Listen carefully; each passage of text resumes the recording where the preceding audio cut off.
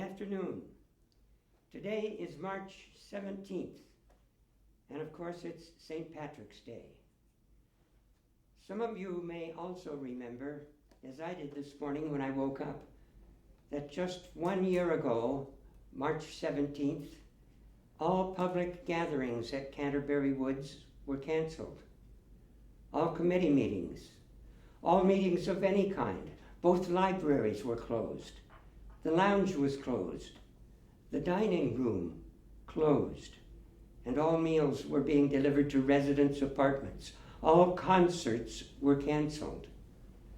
The trio, Michael Sanders on the piano, Bill Englander on the bass, and yours truly with his saxophone, had just a little over 2 months previously played to a packed lounge on New Year's Eve. And now they had designed a new concert scheduled just 2 days away for the first day of spring. They had rehearsed a playlist, had invited 2 guest singers, Lee Brown and Beth Story, to join them for the concert. Lois Louveau had designed the decorations for the lounge. She had spent weeks making over 40 artificial flowers out of crepe paper. Incidentally, those beautiful paper flowers still exist, carefully preserved in Lois's apartment, waiting for the relaxation of the COVID restrictions, just waiting for its second chance to decorate the lounge for a concert, for a live audience. And it was just a year ago today, on March 17th, 2020, 2 days before that spring concert was scheduled, on the first day of spring, that all those plans and events were canceled and closed down. It was just 4 days later that Tracy Lundy came to my apartment and told me she had just heard that in Germany, where things had similarly shut down, people were going out on their balconies and patios and singing to all who could hear them as a positive gesture of solidarity and optimism. Tracy and I shared a belief in the power of music to promote positivity and optimism. She asked me if I thought we could do something like that, like they were doing in Germany, here at Canterbury Woods. She said she would help me get set up on the personal care landing, right at the gate, facing the stairs going down to skilled nursing. She would invite the residents in skilled nursing, all those who could, to step out into the hallway, and she'd help them sit in chairs facing the stairs. My colleagues in personal care could come out of their apartments onto the landing, and I could play a mini concert for all who could hear. I loved the idea. I said, sure, let's do it. I played the first mini concert on March 25th. After 2 weeks, just before the third concert, Elvira came to my room and asked if I would agree to have them broadcast my concert on something called Zoom, which would make it possible for all of the residents who wanted to and who had a computer to tune in and hear it and see it. Broadcasting my concert was to be an experiment to see if this thing called Zoom could work for other things, not only concerts, but meetings, and maybe even the monthly council meeting. Again, I said, sure, let's do it. That was my third concert. Today is my 40th concert. And a few weeks after that third concert, I talked to Michael and urged him to join the effort of the positive and optimistic power of music. And a little later, Bill played 2 or 3 concerts before he felt he had to stop. And even then, he joined 3 or 4 times. He joined me as a guest on one of my concerts. And then still a little later, sometime in early summer, Karen started doing Karen at the Keys. We've done the best we could do to keep music coming your way throughout the year. Michael and Bill and I and Karen. Anyway, I thought it was worth mentioning all of this on this date. I don't think any of us thought the close down would last this long, but we've gotten through a year of it, and it looks like now maybe there is relief not too far away. And maybe it's time that we can all say to ourselves, there are live concerts in our future. Now let's turn to St. Patrick's Day. I'm going to start today with the most popular St. Patrick's Day song ever. I remember the first time I ever heard this song. Actually, it wasn't on St. Patrick's Day. It was on a radio program on a Sunday evening in the mid-1940s on a broadcast of the Jack Benny Show, sometime nearing the end of World War II. It was sung by a visiting guest on the show, a young Irish tenor named Dennis Day. Remember Dennis Day? I remember thinking that the high note near the end of the song must be the highest note ever sung by a human voice. But I was just a kid then. I had a lot to learn. Anyway, I'm told on good authority that Danny Boy is by far the most requested, the most popular St. Patrick's Day song ever. Now, why was it so popular? Let's first consider the music.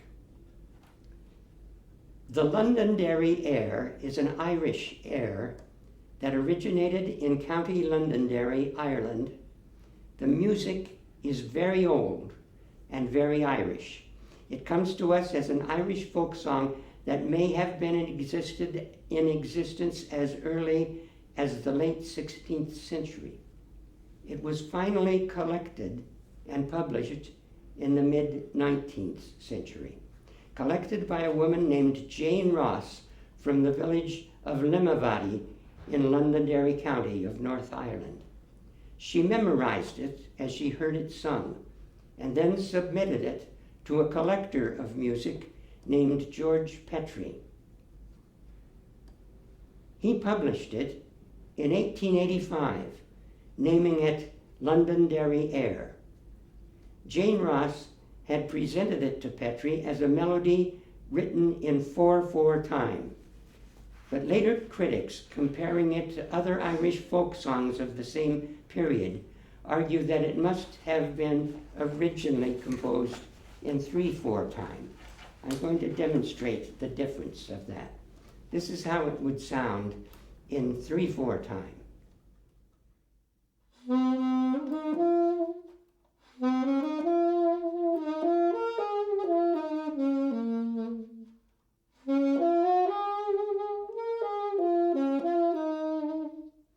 And this is how it would sound in 4/4 time.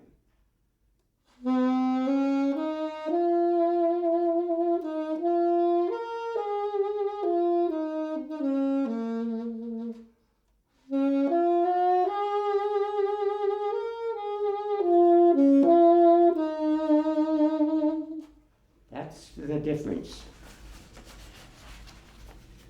The performer that Jane Ross had heard sing it, must have sung it in 3/4 time, but in extreme rubato tempo, making so many changes in the tempo that when she remembered what she had heard, she wrote it out as a composition in 4/4 time.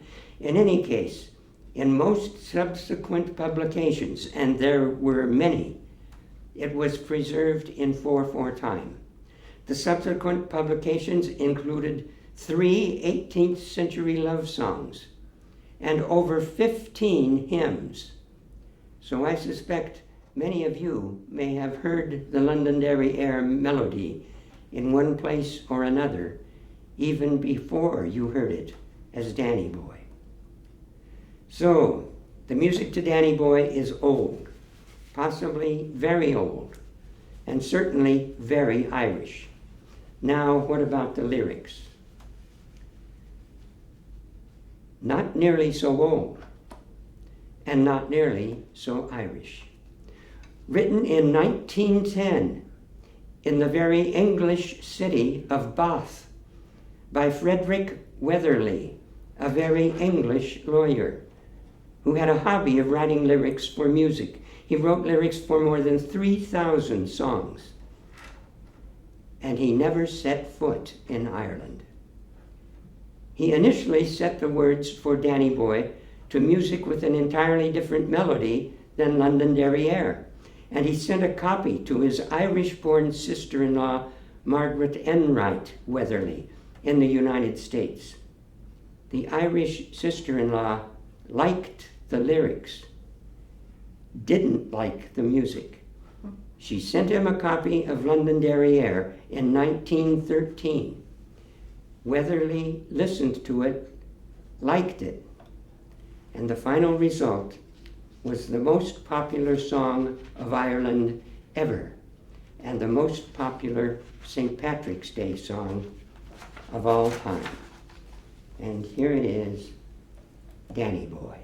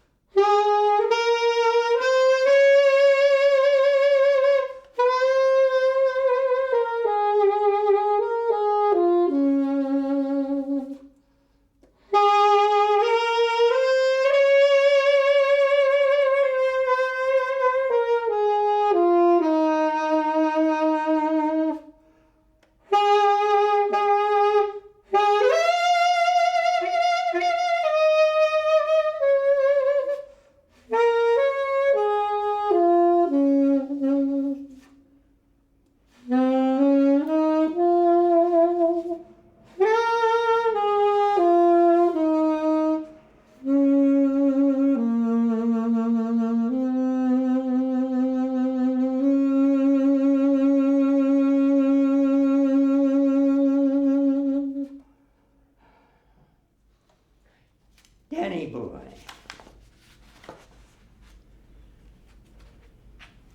Now, if you're concerned at all about the authenticity of Danny Boy as an Irish song, if you're concerned that it's somewhat compromised because its lyrics were written by an Englishman who had never stepped on Irish soil, beware. Our second song today, while seeming to be very Irish, from a story about a leprechaun and a pot of gold at the end of the rainbow, was composed by a Jewish composer, Burton Lane, who had a decade or so earlier discovered a famous child actress, Judy Garland, and the lyrics were written by a Jewish lyricist, Yip Harburg, who had written the lyrics for Over the Rainbow and for all of the other songs in the Wizard of Oz. But never mind its non-Irish authorship, this song is a song about a village in Ireland with a very, very Irish name, Glacamora. Actually, there is a village in Ireland named Glacamara, but not a village named Glacamora. And it's packed full of the nostalgia and homesickness of people who have been forced to leave Ireland. Many such people now lived in New York. And after the song was introduced in 1947 in the musical Finian's Rainbow, it was adopted by a legion of New Yorkers as one of their favorite Irish songs. And the lyrics sound Irish, and the title sounds Irish, and the music sounds very Irish. Here it is. How are things in Glacamora?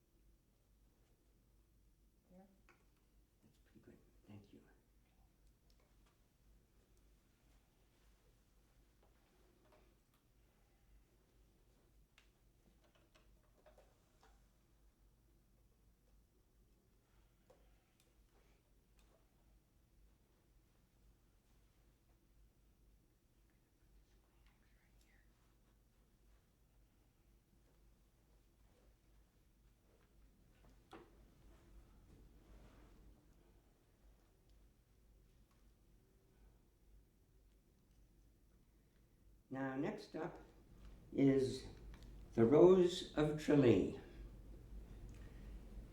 This is a 19th century Irish ballad about a woman called Mary, who, because of her beauty, was called the Rose of Tralee.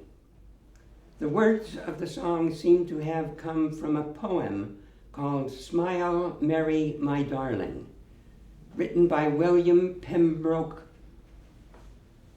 Mulchanach, a poet from the town of Tralee in County Kerry, Ireland. It seems that it was first known to be sung in a different melody than the one we know now. But sometime in the middle of the 19th century, it was set by Charles William Glover to an air he had used in one of his previous ballads. Tralee was known for horse racing. It held an annual racing festival, but that festival had fallen on rough times during, actually slightly before, then during and after World War II. In 1957, a group of Tralee businessmen, a pub owner, the owner of a large restaurant, a shopkeeper, and a few others, met in Harty's Bar in Tralee to come up with ideas to bring more tourists to town during the horse racing meeting, and to encourage expatriates to return to their native Tralee for a week or so during the horse racing. They were discussing what they had to work with to attract tourists to Tralee and to attract expats to come back. And one of them mentioned the song that was gaining popularity in the rest of Ireland and even in America. And that led to the idea of a beauty pageant, a competition to elect the Rose of Tralee, the most beautiful girl in Tralee. Wait a minute. Why not the most beautiful girl in Kerry County?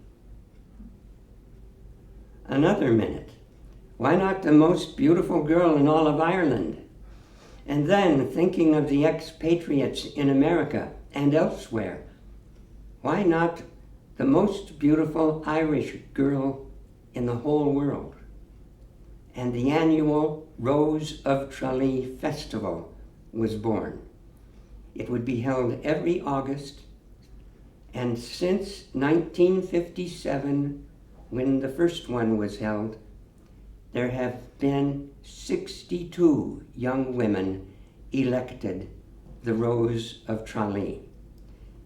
They've come from all over the world, including Dublin, Belfast, London, New York, Boston, Chicago, Philadelphia, Miami, Switzerland, Perth, Australia, Toronto, Paris, Birmingham, New Zealand, Limerick, Luxembourg, Queensland, Tipperary, and Zambia.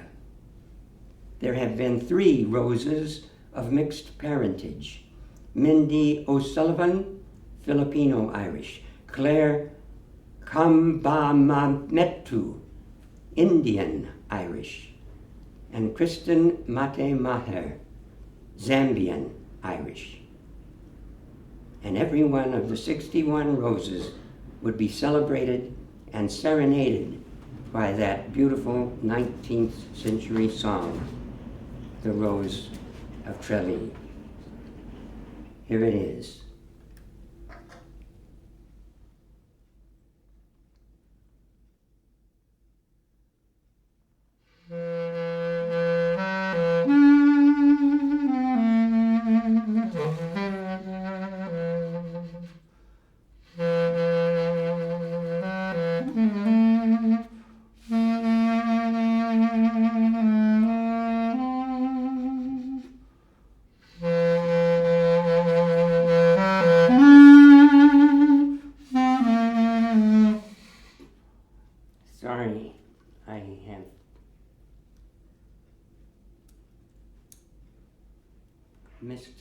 connection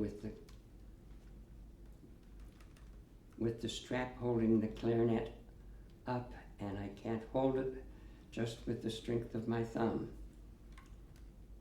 The Rose of Tralee.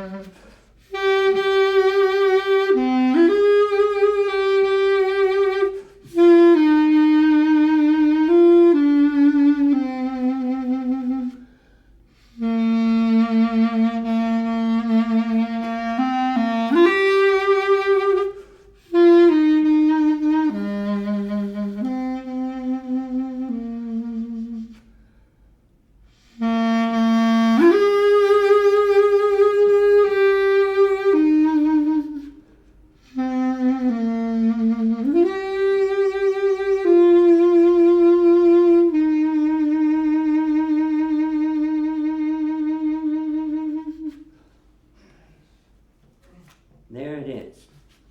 92 roses since 1957 have heard that song played for them. And it attracted lots of expats from America and elsewhere, some even from Zambia, to come back to Ireland for the races. Now next up is a medley. Tura Lura Lura is credited, both music and lyrics, to James Royce Shannon, an Irish-American composer and lyricist who was born in Adrian, Michigan during the Tin Pan Alley era in New York. However, he lived most of his life far away from New York, most of it in Detroit, Michigan. He's known chiefly for writing the lyrics to the Missouri Waltz and for composing both lyrics and words to Tura Lura Lura. James Royce Shannon was actually a pseudonym for James Royce. His father's name was Royce. His mother's name was Eliza Shannon.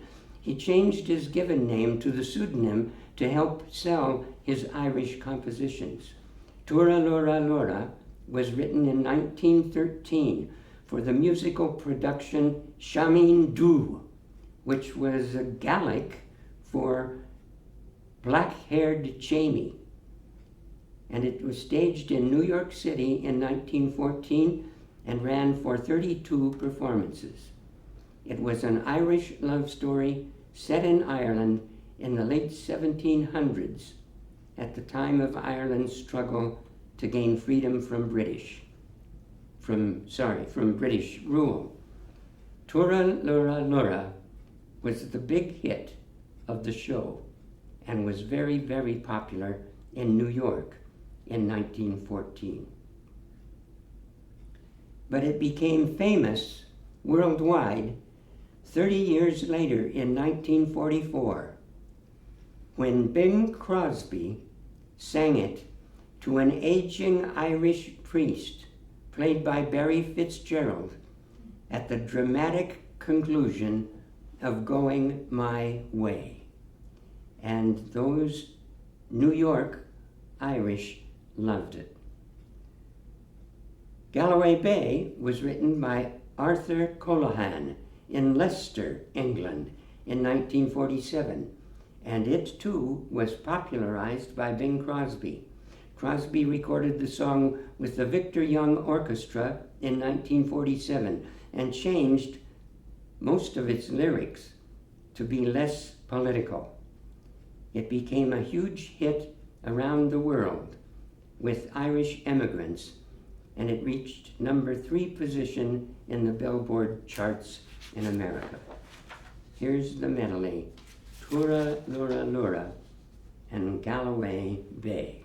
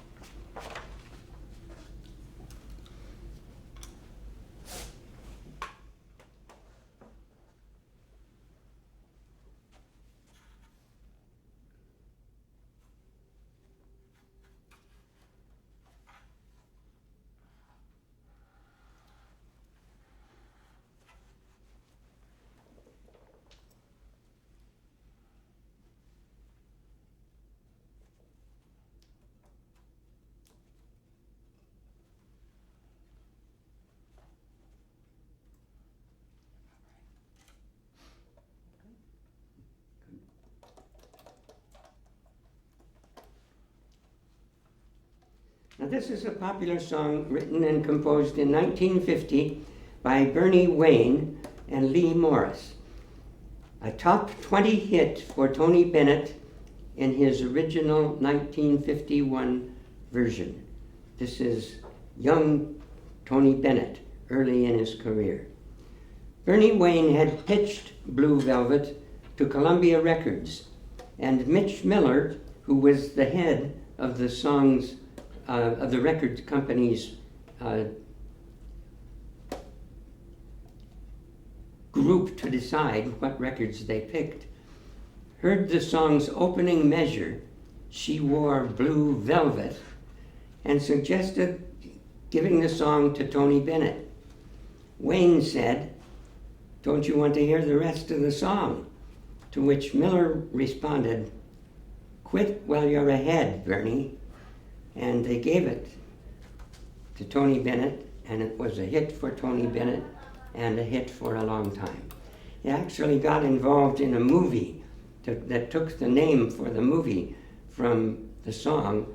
It was a film noir and controversial because of the extreme violence in it, but it became a cult movie, and that led to even more popularity for the song. Here it is, Bernie Wayne's Blue Velvet.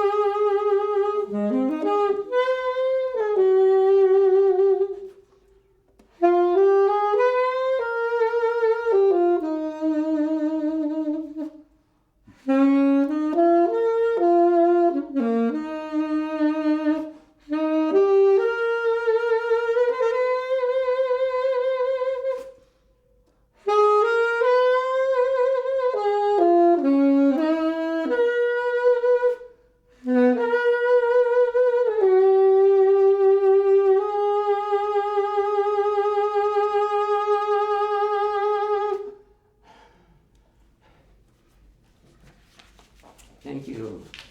Bernie Wayne's Blue Velvet.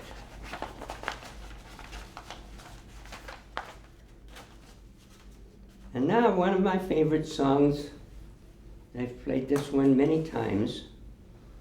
Written by Errol Garner. and chosen by Clint Eastwood to be the song, the music material behind the movie Play Misty for Me. Clint paid Earl Garner $25,000 to use the music, to use his instrumental version of it. Johnny Mathis had made a hit record of it, but the tune that they played in the movie, and that became a theme in the movie, Play Misty for Me, was the Errol Garner original recording just as a piano with his piano trio. Here it is, Errol Garner's Misty.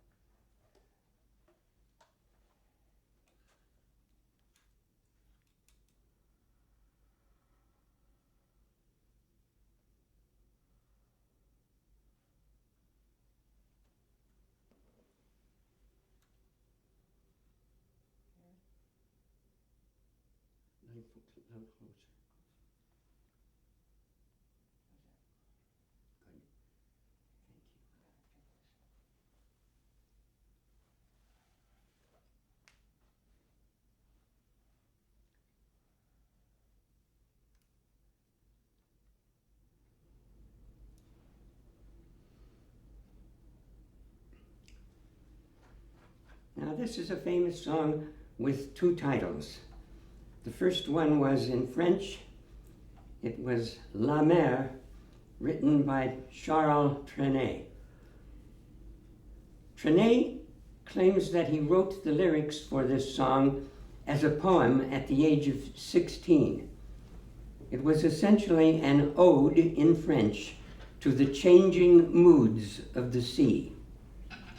Many years later, the tune for it came to him while he was traveling by train in 1943 in France during the war. He was he says, between Montpellier and Perpignan, and he was gazing out the window at a lagoon in the south of France. He recorded the song in 1945, as soon as the war was over, By 1966, there were already over 100 different recordings of La Mer, and it was considered to be France's best-selling song, together with Edith Piaf's La Vie en Rose. Those were the two best-selling French songs ever. By the late 1940s, Jack Lawrence, an American songwriter, was asked to write English lyrics for La Mer. But he was thinking it was very difficult to find a translation of the French that he was comfortable with. And as he was working with that, he was thinking, I've got to get beyond this. And he wrote down beyond on the notes that he was writing. And when he came back to it again, he saw that word and it hit his consciousness, and he started again with Beyond and changed the title to Beyond the Sea. And he changed the lyrics from a poem about the changing moods of the sea to a love song about a sailor who was tired of the sea and wanted to give it up and meet his lover beyond the sea, beyond the shore, and give up sailing forevermore.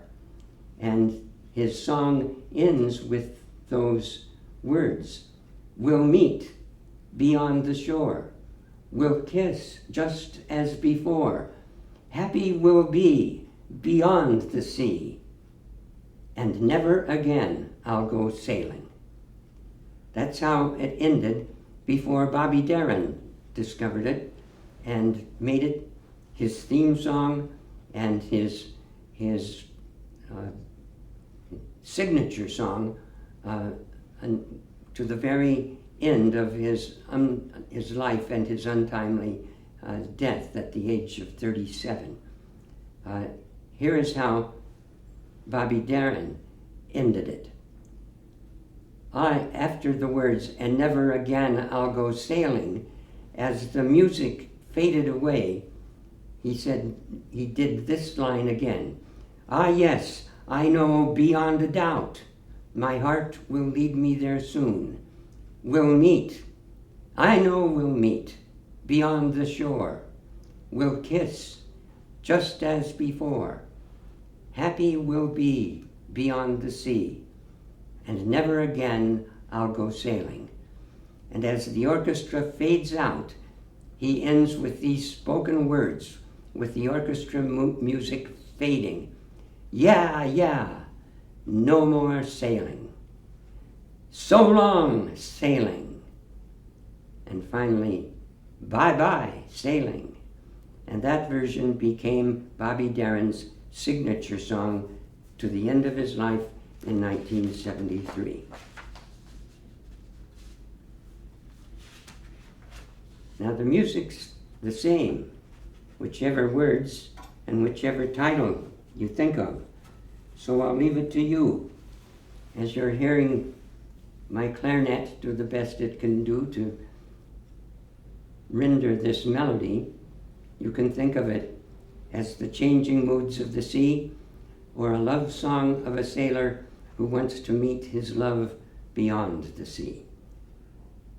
Charles Trenet's La Mer.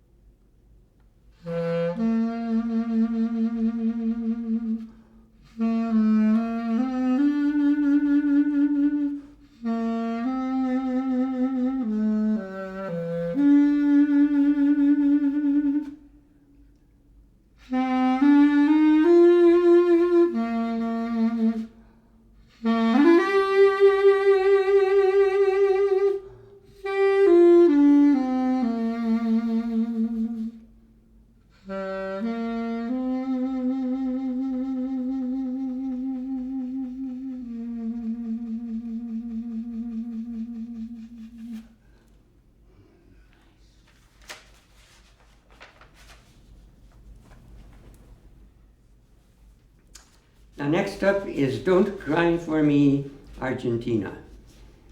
This song was composed by Andrew Lloyd Webber with lyrics by Tim Rice, and it was written in 1976 for the rock opera concept album Evita. Lloyd Webber and Rice had used the format of a rock opera concept album to introduce Jesus Christ Superstar as a test to see if it would be popular enough to succeed as a musical. The test format worked well for them, and when Lloyd Webber was skeptical about Rice's enthusiasm for the next musical they collaborated with, for the idea of Evita as a musical, Rice persuaded him to try the same format. The album was a great success, and Don't Cry for Me, Argentina was the hit of the album. It was, of course, included in the 1978 musical. In fact, it was sung 3 times in the musical, and again in the 1996 film, Evita, where it was sung by Madonna in the title role. And many of you have heard it sung several times right here in Canterbury Woods in the days of The Beat Goes On by Beth Story. Yip Harburg, who wrote the words for Over the Rainbow, said about a song, "Words let you think ideas. Music lets you feel emotions. A song uses both. All my clarinet can do is try its best to let you hear the music and feel the emotions for this beautiful aria, as Eva says to the people of Argentina, whatever you thought of all the clothes I wore and all the shoes I bought, all I ever wanted to say to you was, I love you and hope you loved me." Here is Lloyd Webber and Rice's Don't Cry for Me, Argentina.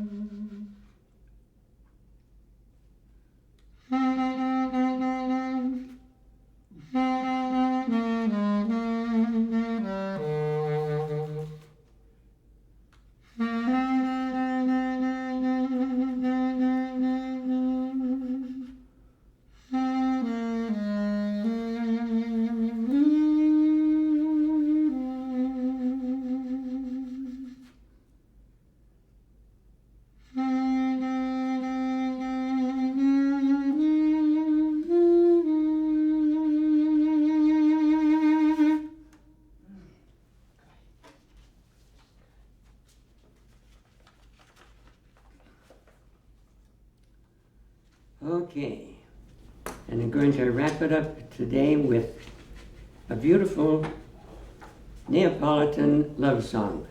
This is a song that's often chosen by tenors as an encore after they've sung whatever program they're singing. This is an encore many tenors love. And the tenors that came to be known as the three tenors, Placido Domingo, Carreras, and good grief, what's his name? Luciano Pavarotti. All three of them used it as an encore in their singing. It's a Neapolitan song composed in 1894 by an Italian musician named Ernesto de Cortis, to words his brother, the poet and painter Giambattista de Cortis, wrote. The song was copyrighted officially in 1905, and it's become one of the most popular songs of the traditional genre of Neapolitan love songs, along with O Sole Mio, Funiculi Funicula, and Santa Lucia.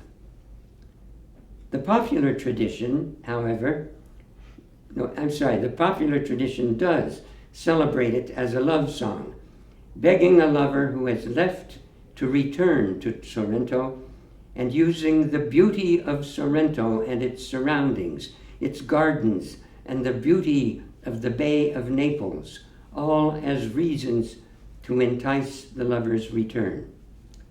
But another story, preserved in the political history of the time, maintains that Guglielmo Tramontanto, the mayor of Sorrento, asked his friend Giovanbattista de Cortis to write the song for the prime minister, Giuseppe Zanardelli,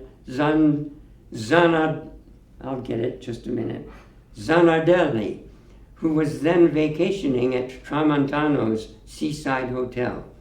It was claimed that the piece was meant to celebrate Zanardelli's stay and to influence him to come back and stay again, and to keep his promise to give some aid to help the impoverished city of Sorrento. Why Sorrento was ever impoverished, I don't understand, which was specially in need of repairs to, of all things, its sewage system. I'll leave it to you to decide. I prefer to think of it as a Neapolitan love song. Here it is, Come Back to Sorrento, or Ritorno. Saxophone.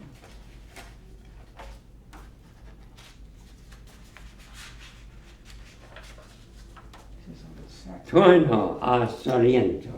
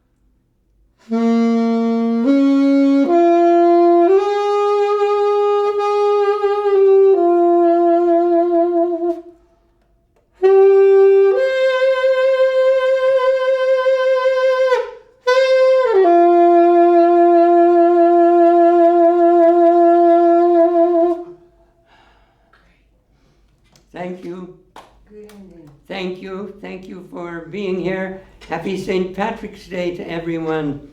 And I'll see you in 2 weeks.